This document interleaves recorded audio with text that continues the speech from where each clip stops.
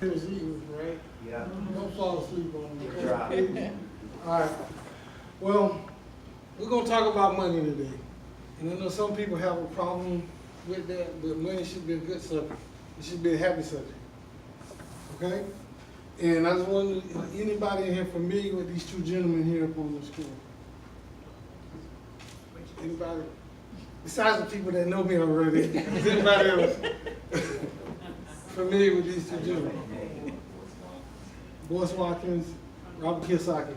Well, Boyce Watkins is a black college professor that has left out of the institutional universities, and he's created a program to educate us on financial literacy.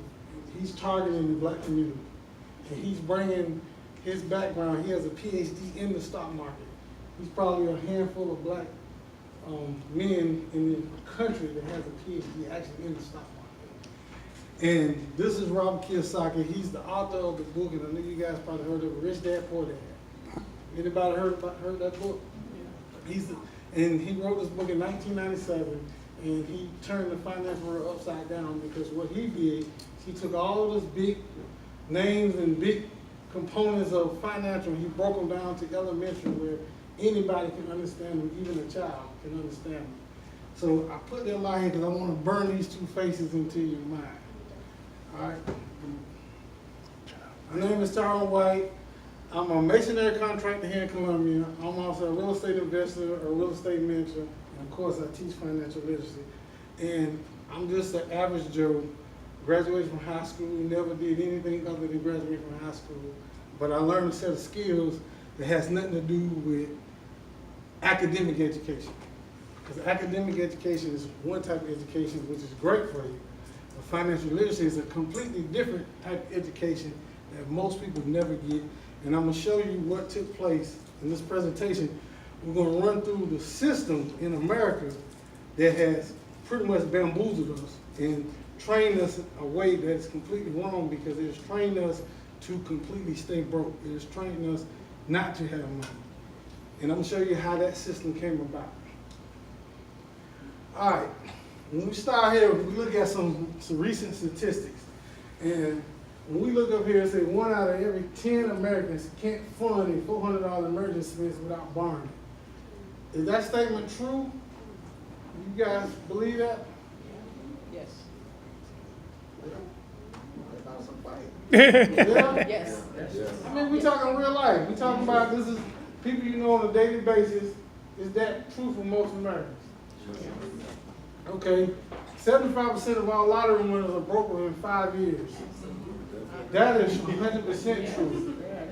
78% of NBA and NFL players are broke after 3 years of retirement. That's true. 60% of rappers go broke or file bankruptcy. That is true. And the reason I'm putting these out here is because all these have one thing in common. Can somebody tell me what all these have in common?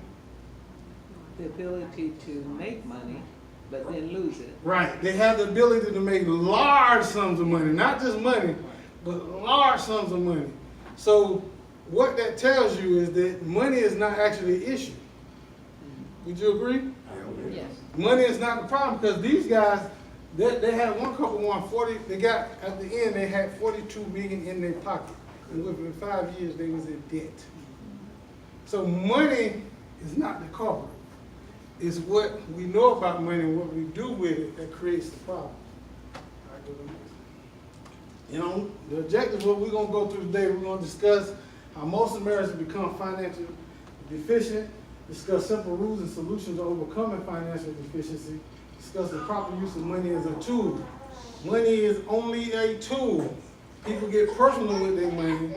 People fall in love with money and get too emotional with money. And it's only a tool, just like your car is a tool, your house is a tool, your toothbrush is a tool, your soap is a tool. They're just tools. That's it. Breaking down money myths, sharing some money facts, ways to pay off debt, introduction to blockchain, Bitcoin, and cryptocurrency. Anybody familiar with any of that? Okay. And we're going to share some positive subliminal seductions. We're going to put some things in your head on a positive tip, because the way commercialism work and capitalism work, they constantly throwing stuff at you on a daily basis subliminally, put into your head to make you want to eat this food, want to buy this product and buy that. We're gonna do some positive stuff. Okay? Are we familiar with the three major forms of income? Everybody familiar with that? You got earned income, you got earned income, passive income, portfolio income. That's gonna be broken down in a few minutes. The mission is to turn earned income into passive and portfolio. And the reason you wanna do that is because earned income is taxed the highest. Your tax rate, you're taxed around 28, 35%, depends on your rate, for money that you physically work for. The secret that they didn't tell us about working hard is we shouldn't physically work hard. We should work hard at training our money how to work hard, because our money can do wonders. While we sleep, our money can be turning over and working. While we on vacation, while we at work, our money can be working. It can work way more. It never get tired, never complain. It's not disgruntled. Don't have to be laid off, none of that stuff. All right? Can everybody read that top for me? Can you read it out loud? What if I told you that the only reason you don't have the money you want or desire is because you were taught to be financially poor? How many people agree with that statement? Or understand that statement? Because most of our lives, if you live in America, you've been trained to be poor. If you went to public school, you've been trained to be poor. And I think most of us went to public school, correct? Or if you went to private school, depends on what private school, you still trained to be poor. So, let's move on. Financial literacy is the possession of the set of skills and the knowledge that allows an individual to make informed and effective decisions with all of their financial resources. Everybody in agreement with that? Do we agree that people can be skilled at more than one thing? That in our lives we have to know how to do more than one thing, right? Yes. So financial literacy should be one of the things that should be in our skill set, but for most Americans it's not. And I can prove it over and over and over again. All I gotta do is go back to 2008, and I can prove that financial literacy for most Americans is not a skill set, because if it was, 2008 wouldn't happen the way it happened. Not just because of the banks, but because people wouldn't have made foolish decisions to even go through those things that they went through. Because we don't have the financial literacy skill set. That's one of our problems. All right, question to this is, you guys looking at these two pictures, is there anything in this picture that stands out in the Baskin Robbins?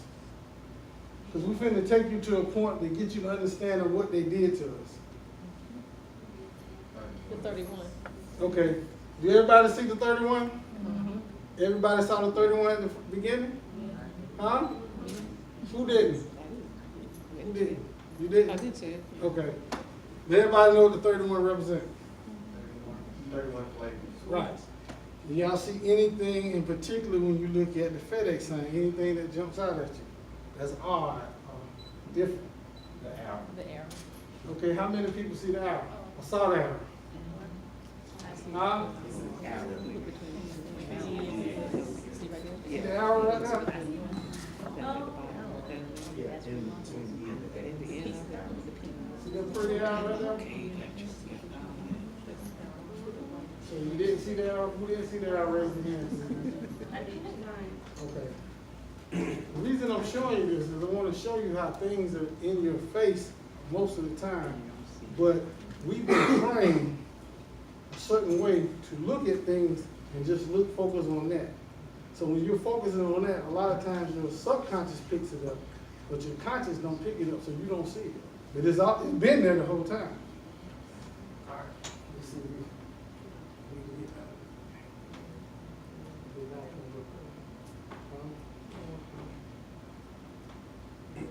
Yeah, go to that.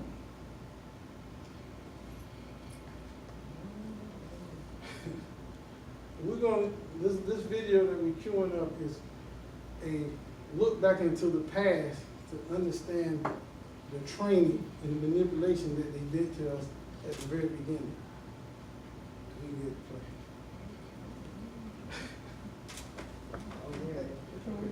Yeah, it's The model of going to school to learn is relatively new. Before 1900, most children learned at home and out in the real world. In 1837, the state of Massachusetts formed the first state board of education, with Horace Mann as its secretary. Mann believed that everyone was entitled to the same content in education. Returning from a research trip to Germany in 1848, Mann lobbied heavily to have the Prussian model adopted. He quickly set about establishing a statewide system of common schools, staffed by professionally trained teachers. His ideas quickly gained momentum, and by 1852, Massachusetts passed a compulsory attendance law.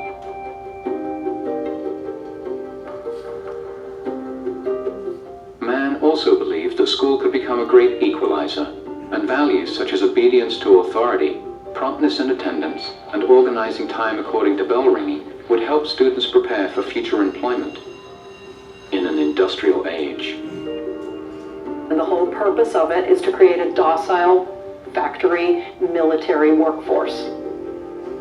The whole purpose is to subordinate children and get them in that mindset of being subordinated so they grow up to be subordinated adults. Poorest class I've had. Prussian schooling had been out to destroy the imagination. In every public library worth its salt in the United States and in every college library, you will find a collection of essays by a Prussian philosopher, Johann Fichte. Fichte said we have to set up a system of universal force schooling in which we destroy the imagination. Bells, ordered lessons, constant testing, ranking. The entire system is designed to regiment a large group of people and to get them all to do the exact same thing. By 1900, 34 states had compulsory schooling laws. Half the nation's children attended one-room schools. And by 1918, every state required students to complete elementary school. The reality is they want children to take their place in society, be cogs, and keep this system going. So you're going to school to take your place. Now the trouble's with your attitude. You don't pay enough attention in class. You don't do enough work outside of it. Anybody have any idea this took place to us? To us? When they decided that they wanted us to integrate, this is why they wanted us to integrate, because they wanted to be able to give up to the children. That's why they wanted to bus to their schools. So they wanted to train our children, so our children become adults. So we automatically continue to function like we did in slavery. We teach the little ones what we know, because they've been trained in Protestants.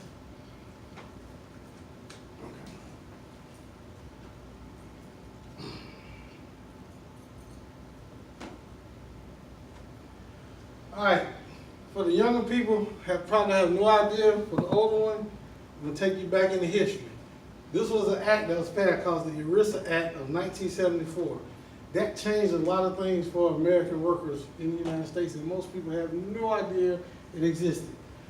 The Employee Retirement Income Security Act of 74 changed this thing we used to call defined benefits. And you know them as pensions for the older people. When you worked on a job so many years, the company paid you a pension, and you retired, got a watch, got a pension for the rest of your life or however long. That's the way it used to work, correct? Mm-hmm. Then in 1974, when the corporations got together and lobbied Congress, they said they was tired of paying people pensions. They was tired of making extra money that was being paid out, because as people got older, their needs was going to change and it was going to create a problem. So they decided to cut that out, and they came up with this new deal called defined benefits in the form of what you call a 401k. People familiar with those? Mm-hmm. This is when that came into birth. The 401k said that you now will fund your own retirement, And if we feel like it, we may chip in a couple of dollars here and there to help you out. But it's up to you to fund your own retirement. We're no longer doing it for you. But the kicker is, people really don't know. Who all in here has a 401k right now? Where's your money? Huh? The young lady back there. Huh? You don't know? It's your money? You don't know where it's at? Exactly. Excuse me, now, you know where? You do, so you know where it's at? You know who manages it? Huh? Say what?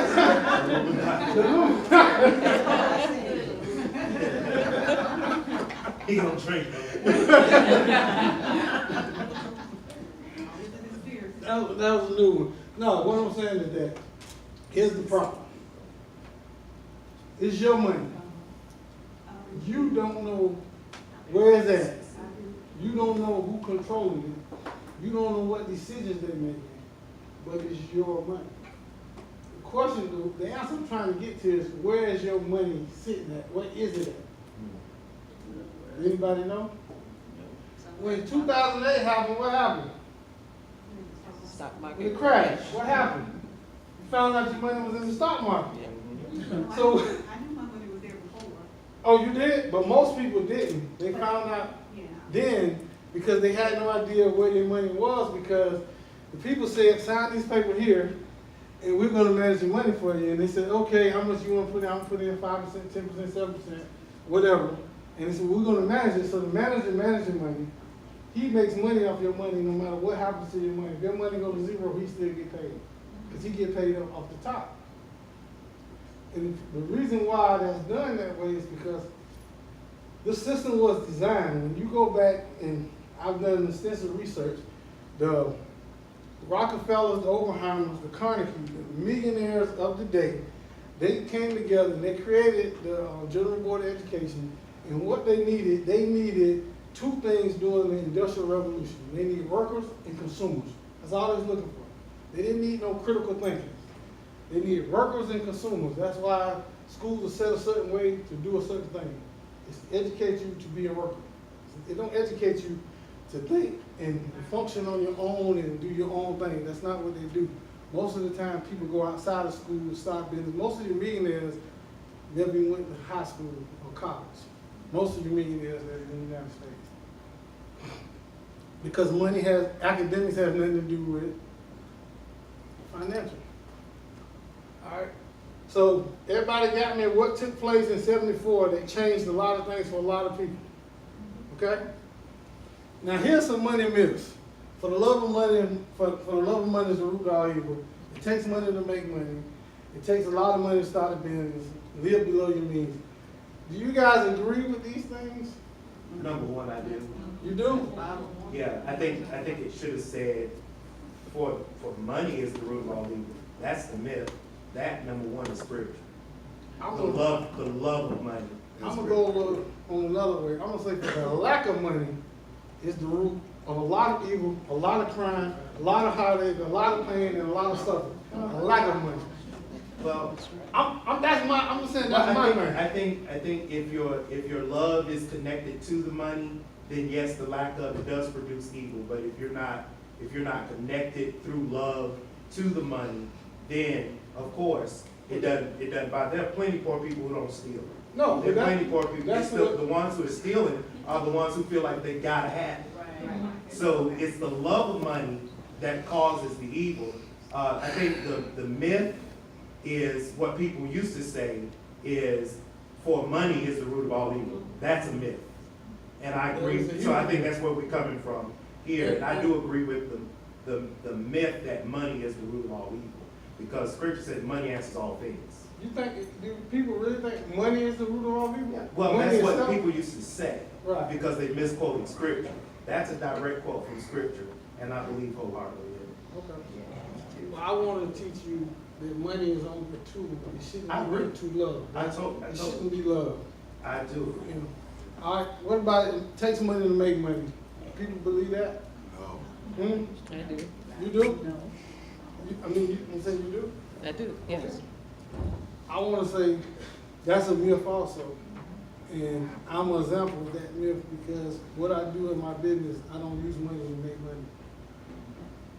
The reason I say it's a myth is because knowledge, financial knowledge, can help you create and put things together that can generate money that you don't have to use money to do, just based on the knowledge of what you know. That's why a lot of people that you see are wealthy, they put things together. All they do is put them together, put packages together, put deals together. They don't use money, they just put them and then they sell them just because of what they know. And somebody else want that information. And then it takes a lot of money to start a business. I did that. I don't believe in You guys believe that? that. No. It don't. I know better now. Yeah. Right, right. You think that. Yeah. That was true. Yeah. Yeah. But a lot of people still believe that because now you can start an online business for $200. You know, you can sell peanuts. You know what I'm saying? There's a man in Charles, he sells $6 a bag. And that's how he makes his living, selling peanuts. So he can do anything. And living below your means, that can go either way. But let's go to the next one. I'm gonna add some money facts. And this is what I really want to reiterate is money is only a tool. Money is not anything that we should love. We should look at it no different than we look at the pens, the phone, anything else that we use. It's a tool to do, to get what we want, to get where we want to go. That's all it is. And this is what I love about money. It can work 24 hours a day, 7 days a week, 365 days a year. It never get tired, sick, or just wrong. It never complains. It don't do anything. Have your money ever complained? Money never got mad, rolled his eyes. Money never did none of that, right? It ain't never talked back to you. It ain't never run out in the street. It don't do none of that. But if you put it to work, one thing about it, it's like the Energizer Bunny. If you put it to work, it will work and work and work. It won't stop until you stop it. It don't even know the meaning of stop. The only way to stop it is if you stop it. As long as you know what to do with it and put it to work, it'll go. You just keep going. And money can't buy happiness and morality, but in America, it will dictate your quality of life. Yes. And that's a true statement. Yes. Because I don't care what your background, Yes, sir. I don't care what your religion, this has nothing to do with none of that. No. Put that to the side. No. If you don't have the money to live the way you want, you're going to catch what they call HELL. Right? Right here on earth, you're going to suffer, you're going to feel it, right or wrong. True. There's no debate that having money can give you a certain level of comfort. If it's not for you, you can help other people, because I'm sure that everybody always wish that they had enough, when they have a friend or relative that's in need, that they could actually help them, because it ain't that they just messed up in the need, they just ran on bad times, and they really need somebody to help them. And everybody wish, man, if I had the extra $500, I would give it to them, Yeah. or loan it to them. But most times, we don't even have the extra money. Yeah. All right, we're gonna go through a brief history. Back in the day, oh, I'm sorry. Back in the day, these are just the evolution of money. We used to trade skins, different things. Then we started trading, we used shells as a form of currency. And then when we got a little fancier, we made coins. Then we took it and we made paper money. And then we got a little bit more fancy, we made plastic money. Okay? And then we got one more level that we're going to, we're going to talk about it, it's called crypto, it's called virtual money. And we're going to be excited about that because it's the future. What I'm going to tell you about crypto today is the equivalent to me coming to you in 1990 and telling you about the internet. It's a new technology, it's called blockchain, and it's going to be fantastic for the future. In the next 10 years, it's going to change our whole lives. But I want to introduce a young man. I did that again? Yeah. His name is Curtis Carroll. This is a young man that's in prison right now. He went to prison at age 17 for robbery and murder. He got 54 years to life. Brother couldn't read, he couldn't write. Didn't know how to do none of that. He taught himself how to read. He got into finance. And today, he's called the Wall Street of San Quentin. He's still in San Quentin. Hopefully, he'll get out in 2020. But this brother has learned how to trade stocks, and this brother makes hundreds of thousands of dollars for himself and for other inmates in the prison and around the country. He teaches them how to take the pennies that they make in prison, 30 cents an hour. He shows them how to turn that into stocks, starting with penny stocks until they can generate enough money to buy stocks. They have to use people on the outside to do them, but he trained them on what to do, and all they have to do is guide the people to where to place the bets. And this guy here, nobody taught him, he taught himself. And what he's telling you is something that everybody can do. There's no such thing as you can't, everybody can do it. The stock market is great, it's wonderful, and we all should use it. But there's a new market called the crypto market. Yeah, it excites me when I talk about it. This market is going to be bigger than the crypto market. Investors, and of course, when he speaks, Wall Street is inside San Quentin. In the final part of her series, Business Behind Bars, Jane Wells went inside to meet him.